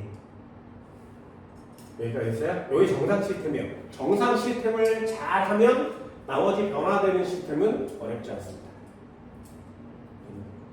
그런데 여기서 남미에서 사람이 살고 있다가 물고기를 잡아먹고 살았을 거 아니야? 그래서 계속 잡아먹어요. 고등어, 꽁치 뭐 이거 잡아먹었는데 특정한 기간에 어느 요만큼의 기간 동안만 원래 잡아먹던 물고기 말고 막 열대어 같은 애들이 잡히는 거예요. 그건 맛이 없어요. 그래서 아니 젠장 뭐 이딴 게 잡혔어. 왜 기다려 그러면 나중에 또 원래 잡히던 물고기가 잡히는 거예요. 그러다가 또 1년이 다 지나고 또 어느 시간이 되면 또 이상한 게 잡히는 거예요. 근데 이게 항상 비슷한 시기에 이상한 물고기가 잡히다가 갑자기 1월에 그랬다가 8월에 그랬다가 6월에 그랬다가 12월에 그랬다가 막 이러는 거예요. 그래서 언제 딱 정확하게 이상한 물고기가 잡히는지 모르겠는 거야. 그래서 이 원주민들이 이 현상을 요만한 꼬마에 특히 어디로 튈지 모르는 남자애라고 이름을 지은 거예요. 그래서 그 현상 이름을 원주민들이 그냥 엘니뇨라고 이름 붙였어. 과학자들도 엘니뇨가 뭐야? 이렇게 물어보면 그 꼬마 아이인데 여기서 원래 잡히던 물고기에 잡혀야 되는데 그게 안 잡혀. 그런 시기가 있어. 왜 엘니뇨야? 이렇게 된 거예요. 그래서 세상이 그냥 엘니뇨가 뭐 원주민들이 하는 말이겠거니 하고 살았었어요. 그래서 엘니뇨라는 말은 아주 옛날부터 있었습니다. 그런데 지구 기상이변이 막 일어나기 시작한 거죠. 지구과학자들이 도대체 이렇게 전 지구적으로 기상이변이 일어나는 이유가 뭘까를 되게 많이 찾았을 거 아니에요. 그러다가 결국에 모든 사람들이 모이게 된 곳이 여기예요. 이 엘니뇨가 지구의 기후에 엄청나게 많은 영향을 미치는구나라는 걸 찾아냈습니다. 그래서 이제 엘니뇨를 굉장히 중요하게 배워요. 지금은 이 반대 현상도 나타납니다. 그럼 엘니뇨는 왜 일어나는 건지 보세요. 원인은 딱 하나예요. 원래 무역풍이 이렇게 불어서 여기에 있는 물을 이쪽으로 옮겨버리면 이쪽 물은 없어지고 이쪽 물은 많아지니까 밑에 있는 물을 용승시켜서 바닷물을 일정하게 채우고 있었던 거지. 얘가 올라왔으니까 수온이 낮고요. 서태평양 지역은 수온이 높았어요. 그런데 어느 이유에서든 무슨 이유에서든 이 무역풍이 부는 게 약해지는 거예요. 무역풍이 갑자기 약해져요. 그러면 무역풍 바람이 막 세게 불어야 되는데 약해진 거지. 그러면 여기 있는 바닷물이 이 끝까지 막 빠르게 가야 되는데 가지를 못하지. 그러면 이 물이 많이 가서 용승돼서 찬물이 계속 올라와야 되는데 많이 못 가지. 그러면 용승이 돼야 되는데 용승될 필요가 없지. 그럼 수온이 낮아야 되는데 수온이 낮아지지 않지. 여기까지 됐나요? 그럼 수온 낮아지는 게 뭐가 낮아지지 않는 게 뭐? 한 번만 더 해볼게요. 원래대로라면 무역풍이 뒤지게 불어서 바람이 해수를 이만큼 보내는 거죠. 그래서 온도차가 나니까 용승시키는 거 맞지? 높이차가 나니까 용승. 됐나요? 그럼 바닷물은 이렇게 생겼는데 이 위에는 어떻게 되냐? 바람이 졸라 부니까 이 바다에서 증발한 수증기가 이쪽으로 계속 유입이 되는 거예요. 그래서 여기서 구름이 생겨서 비가 내리는 거예요. 그래서 동남아에 비가 그렇게 많이 오는 거예요.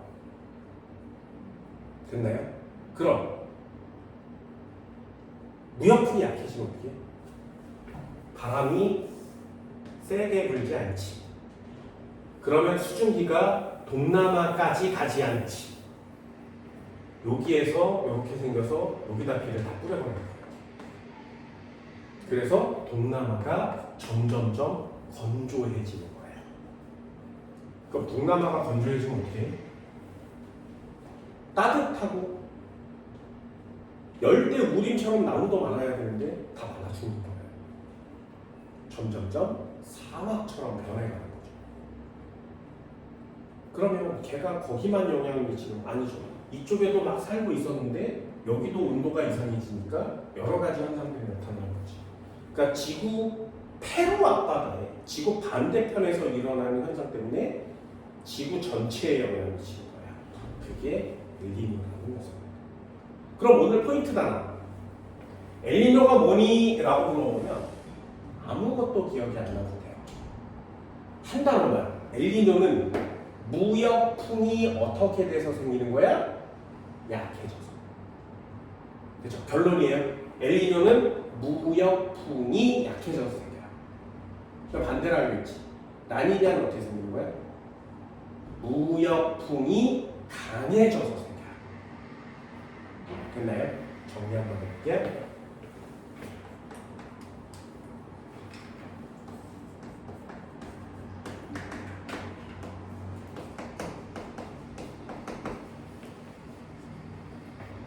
이것도 그냥 소리라는 써있어요. 엘니뇨 이렇게 쓰면 안 돼요. 엘니뇨 이렇게 써야 돼요. 니뇨. 자, 1번 엘니뇨부터 한번 해봅시다. 엘니뇨 결론이 뭐라고? 무역풍이 약해짐.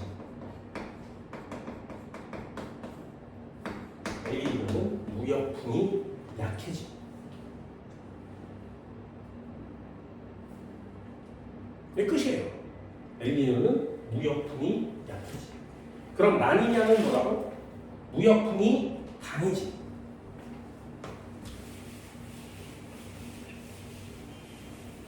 이러면 책에 나오는 단어를 하나도 안 외워도 됩니다. 그림을 그리면 되거든요. 라니냐. 얘는 무역풍이 강해지.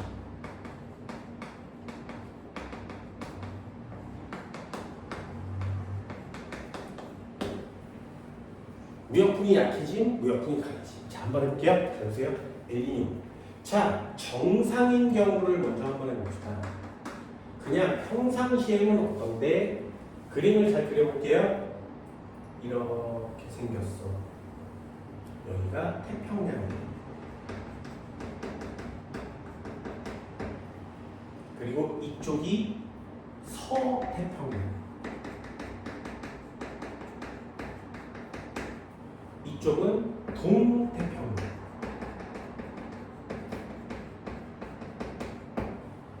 이쪽은 동남아. 이쪽은 남아메리카. 이쪽은 뭐 필리핀. 이쪽은 페루.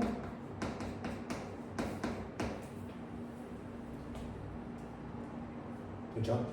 무역풍이 불고 있었는데 무역풍이 불고 있어. 무역풍이 불면 어떻게 된다고? 해류가 이쪽 방향으로 가겠죠.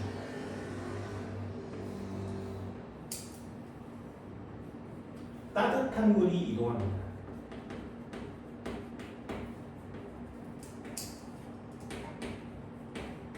따뜻한 물이 동태평양에서 서태평양으로 가요. 됐죠? 그럼 따뜻한 물의 양은 동태평양이 많아, 서태평양이 많아? 서태평양이 많죠. 그래서 그래프를 어떻게 그리냐면 기울기를 이렇게 그립니다. 무슨 뜻이냐면 요 기울기 직선의 위쪽 편은 따뜻한 물이에요. 요 그래프의 아래쪽은 찬물이에요.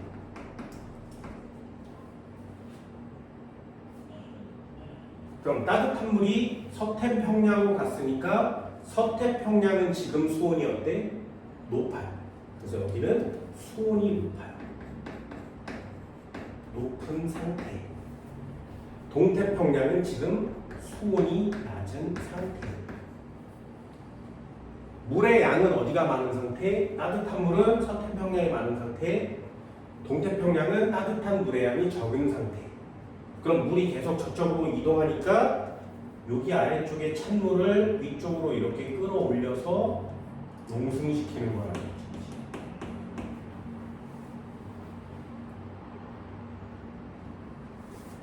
그죠? 그러면 바람이 계속 불어하니까 여기 있는 수증기들을 다 어디까지 보내? 이 서태평양 끝까지 보내는 거야. 서태평양 끝까지 보내면 여기서 구름이 만들어져서 여기서 비가 내리는 거야. 아, 서태평양의 강수량이 많은 상태. 됐나요? 요것만 하면 나머지는 더 이상 안 하셔도 됩니다. 이게 정상이에요.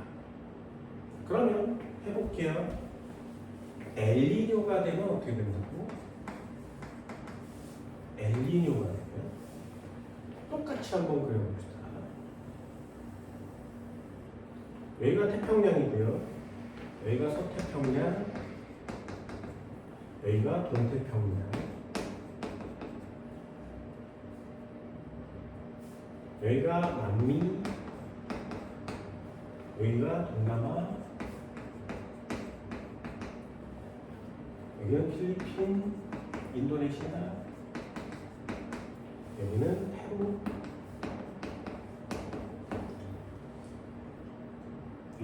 자, 엘니뇨가 왜 생긴다고? 무역풍이 약해져서. 무역풍이 약해져서. 엘니뇨는 무역풍이 약해져서.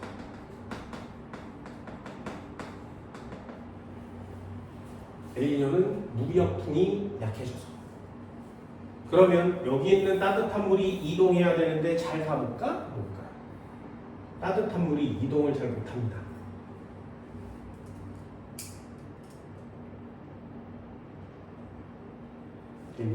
그러면 여기에 기울기가 이렇게 많이 나야 되는데 조금밖에 안 나겠지. 그래서 두께 변화가 그렇게 크지 않습니다.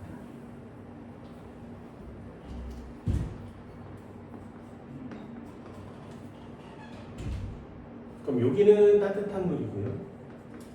여기는 찬물이었어요. 그런데 기울기 차이가 별로 안 나지. 그러면 이 페루 앞바다는요. 원래 따뜻한 물이 없어지고 찬물이 올라와야 되는데 따뜻한 물이 계속 남아있는 상태가 돼서 정상보다 수온이 어떤 상태? 높아진 상태.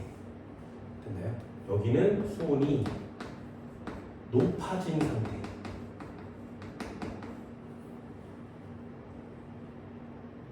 그럼 동남아 지역은 원래 따뜻한 물이 계속 와야 되는데 잘 안 오지. 그래서 동남아 지역의 수온은 낮아진 상태.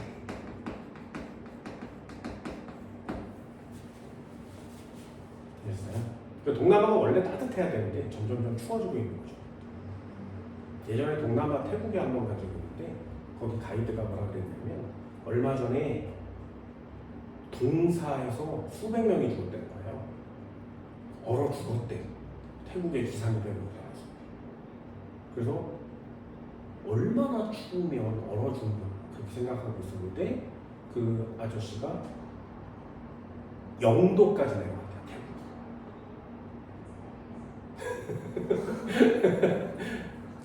태국이 0도까지 내려가서 수백 명이 얼어 죽었다는 거예요. 우리가 막 이해가 안 되죠. 근데 평균 기온이 막 20도, 30도인데 0도 내려갔어요. 이해됐죠?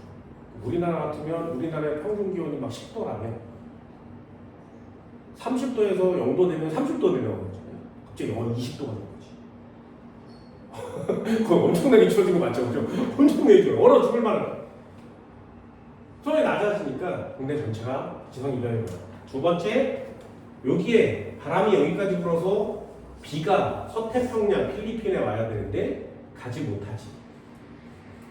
비가 여기서 내리는 거야, 태평양. 그래서 동남아가 매우 건조해지는 거야.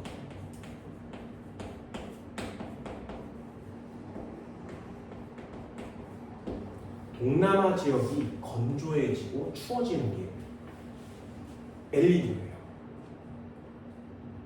됐나요? 어렵지 않죠? 그죠? 책 한번 읽어볼게요. 엘니뇨 파트 한번 펴볼까요? 86페이지요. 거기 보면 정상시, 평상시 한번 보세요. 무역풍의 영향으로 적도 부근의 따뜻한 해수가 어느 쪽으로 간다고? 서태평양 쪽으로 가는 거예요. 됐나요? 그럼 그림하면 그 한 줄 안 외워도 되지, 그지? 두 번째요. 따뜻한 해수가 서쪽으로 이동하여 동쪽에서 용승이 일어나기 때문에 보세요. 따뜻한 물이 서쪽으로 이동하여 용승이 일어나고 동태평양 쪽에 용승이 일어나기 때문에 안 외워도 돼요. 그러면 평상시보다 서태평양 해역에 비해 평상시 수도 표충선이 낮다. 됐죠? 동태평양 지역이 서태평양 지역보다 수온이 낮다. 안 외워도 되지, 그지? 그림 하나만 그릴 수 있으면 안 외워도 됩니다. 그럼 서태평양은 어떠니? 표층 수온이 높아 공기가 가열된다. 그래서 저기야 저기서 비가 많이 내린다. 됐죠? 안 해도 돼요. 그럼 엘니뇨가 있을 때는 어떻게 된다고? 무역풍이 평상시보다 약화돼요. 무역풍 약해졌어요. 요거 외워달라는 겁니다. 무역풍이 약해지면 어떻게 돼? 따뜻한 해수가 동쪽으로 이동한다. 서쪽으로 가야 되는데 이게 잘 못 가는 거 맞지, 그지? 그래서 원래 갔던 애가 되돌아오기 때문에 동쪽으로 이동한다고 표시한 거예요. 평상시보다 표충선이 높아진다. 어디가? 동태평양 지역이 평상시보다 수온이 높아진다. 됐나요? 서태평양 지역은 평상시보다 수온이 낮아진다. 안 외워도 되죠. 그림 하나면 되거든요. 상승기류가 어느 쪽에 생겨? 동태평양 쪽으로 치우칩니다. 그래서 용승도 약화돼서 어획량도 떨어지고요. 생태계 교란이 일어나면서 서태평양 지역 어떻게 된다고? 평상시보다 표충선이 낮아짐. 하강기류가 형성돼서 고기압이 형성돼. 그래서 결국에 어떻게 돼? 비가 안 오죠. 그지? 그럼 끝난 거예요. 이게 엘니뇨예요. 요 간단한 내용 때문에 지구 전체 기후가 바뀐단 말이죠. 그럼 하나만 더요. 얘 말고 다른 애는 없다고? 이제 다 됩니다. 라니냐 한번 해볼까요? 이거 왜 생긴다고? 무역풍이 강해져서.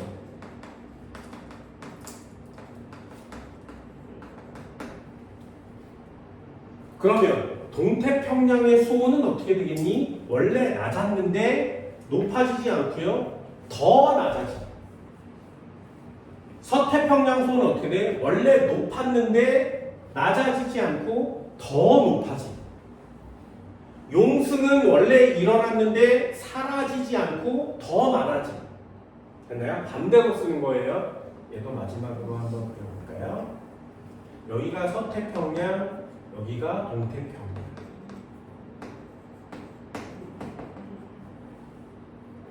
동남아, 필리핀,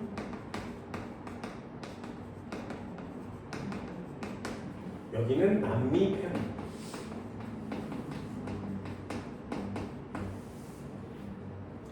라니냐가 뭐라고? 무역풍이 강해지고. 라니냐입니다. 그러면 따뜻한 물이 이동할 건데 따뜻한 물이 졸라 많이 가. 그러면 기울기가 생길 건데 찬물과 더운 물의 기울기가 완전 심해져.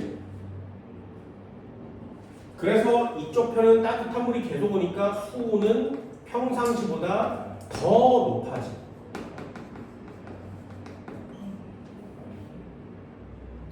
동태평양 지역은 수온이 평상시보다 더 낮아져. 물이 더 많이 가니까 여기 아래쪽에서 용승이 더 많이 올라오겠죠. 용승이 더 많이 올라오니까 바다 깊숙한 곳에 있는 찬물이 더 많이 오는 거예요. 그러니까 수온이 더 낮아질 수밖에. 그렇죠?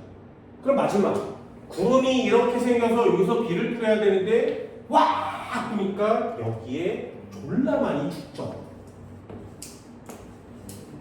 그래 비가 졸라 많이 와요. 라니냐가 생기면 동남아에 홍수가 납니다. 강수량이 엄청나게 많아지니까요. 이쪽은 더 건조해질 거고 이쪽은 홍수가 나겠죠. 이게 라니냐예요. 그럼 동남아에 홍수가 나서 에너지가 많이 쌓이면 어떻게 돼? 태풍이 막는 거예요.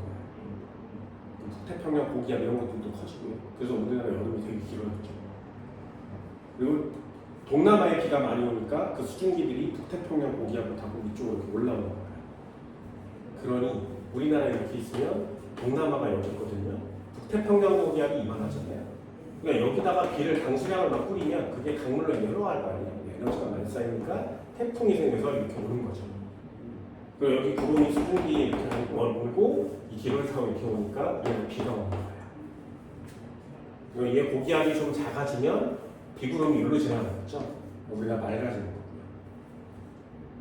그리고 얘가 졸라 크면 어떻게 돼? 다 이렇게 와 있죠. 그래서 우리나라 맑은 거예요. 그래서 여름에는 뜨겁고 비가 잘 안 내려야 되는데 수가 갑자기 오는 거죠. 그리고 이 북태평양 고기압이 이제 가을 되면 조금씩 줄어들 거거든요. 그래서 길이 열리는 거예요, 우리나라 길.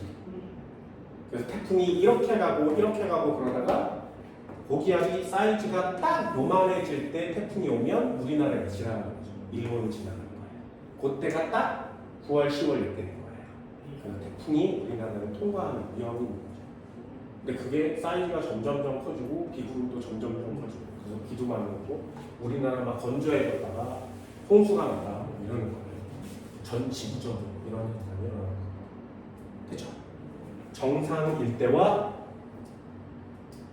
그림 잘 그리면 엘니뇨일 때 그림을 잘 그리면 라니냐일 때 그림을 잘 그리면 한국말 안 하셔도 문제 한번 볼까요? 어렵지는 않아요. 자, 91페이지 8점이요. 그림 단어는 엘니뇨 발생시와 평상시 적도 부근의 표층 해수 흐름을 순서 없이 나열한 것이다 이렇게 썼어요. 그러면 동태평양 쪽을 보세요.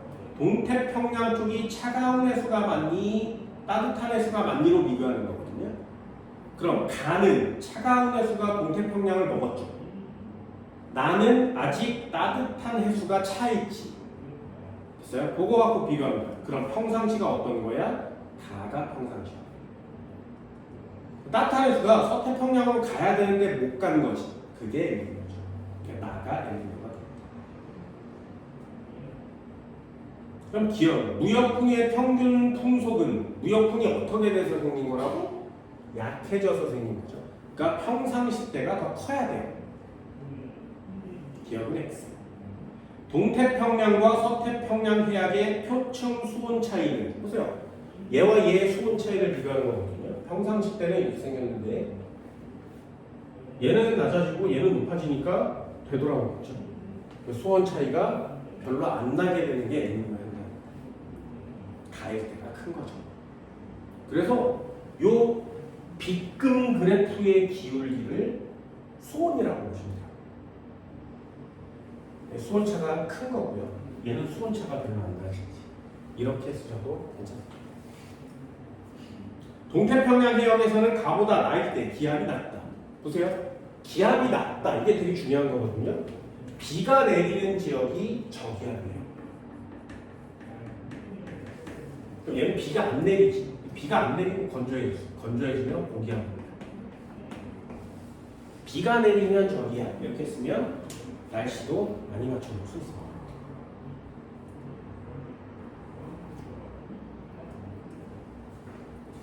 엘니뇨라는 단어를 이렇게 쓰는 건 생각보다 굉장히 어렵죠. 이걸 그림 보고 찾아야 돼요. 2번 하면 93페이지 2번. 가와 나는 평상시와 엘니뇨 발생 시기래요. 이 그림으로 모르겠지. 그죠? 누가 엘니뇨고 누가 평상시냐? 이해됐어요? 요거 찾을 수 있겠어? 거기를 잘 보시면요. 잘 보시면 0도, 10도 뭐라고 써있냐면 여기 짝대기에 이렇게 그려져 있는데 여기 0도라고 써있고요. 10도 N 여기는 10도 S 이렇게 써있어요. 그죠? 그럼 이 적도라는 얘기예요. 그럼 이쪽이 140에 2라고 써있으니까 동태평양인 거예요. 이쪽이 100에 W라고 써있으니까 서태평양인 거예요. 그쵸? 그 그림은 이렇게 보는 겁니다. 여기 인도네시아가 있고요. 여기가 페루가 있겠죠. 그럼 나머지만 비교하시면 돼요. 잘 보세요. 거기 화살표가 풍속을 나타내고 있는 거거든요. 10m/s짜리. 되니? 그러면 어떻게 본다고? 여기 그림을 보면 화살표가 이렇게 막 돼 있죠. 이렇게 돼 있는 애가 있고, 그리고 밑에 있는 애는 화살표가 어떻게 생겼냐면 이렇게 생긴 애가 있어요. 요거 구별돼요? 그럼 이쪽으로 가려고 하는 성질이 누가 더 큰 거야? 얘가 더 큰 거죠. 요거 이해하는 거. 됐어? 얘는 화살표가 저쪽으로 뻗어가지 못하고 요렇게 얘는 이쪽으로 많이 이렇게 뻗어갑니다. 그거 갖고 구별하셔도 되고요. 또는 화살표의 길이를 보시고 구별하도 되거든요. 또는 그냥 느낌으로 문제를 풀 수 있어요. 느낌으로 문제를 푸는 방법은 뭐냐면 거기에 선들이 있습니다. 이렇게 생긴 선들이 있죠. 얘는 왜 없지? 그럼 마치 이쪽으로 막 가려고 하는 기분이 막 들지, 그치? 이게 평상시에요. 이해됐나요? 그럼 얘는 잘 안 가려고 하는 거니까 얘가 엘니뇨가 되는 겁니다. 그럼 평상시와 엘니뇨를 알면, 구별만 하면 시험지가 쉽죠. 가는 평상시, 나는 엘니뇨, 기억 동그라미. 동에서 서로의 표층 해수 이동. 야, 표층 해수의 이동은 평상시가 빠른 거야? 엘니뇨가 빠른 거야? 평상시가 잘 가는 거 맞지? 얘는 X. 적도 부근 서태평양 해역에서 강수량은 서태평양 해역의 강수량은 평상시가 많아? 엘니뇨일 때 많아? 평상시. 이것도 X. 적도 부근 동태평양 해역에서 어획량은 가보다 나시기에 적었을 것이다. 여기 물고기 졸라 잘 잡히고 잘 살았는데 안 잡히는 거죠. 네, 그래서 가시기가 많았을 것이다. 나시기가 적었을 것이다. 리을 동그라미가 되는 거죠. 이런 단어를 잘 이해하시면 엘니뇨 라니냐 이런 것들도 뭐 국제적인 현상이니까 언제나 사용할 수 있겠죠. 그래서 한국말로 막 외우는 것보다 그림을 한번 그려보는 건 생각보다 괜찮습니다. 지구과학을 할 때는 언제나 항상 그림을 그려서 이해하는 게 훨씬 괜찮고 빠른 방법이에요. 근데요, 이런 문제들 잘 풀어보시고요. 여기까지 하면 또 하나의 단원이 끝나버리겠죠. 이제 환경과 에너지의 전환, 발전, 물리 파트가 나왔습니다. 마지막 곡이죠. 여기만 넣으면 이제 통합과 끝이에요. 마지막 단원까지 차근차근 잘 견뎌왔습니다. 복습 좀 해주시고요. 전 시간에 나눠준 문제도 들어있으니까 오늘은 여기까지 진행할게요. 네, 고생했습니다.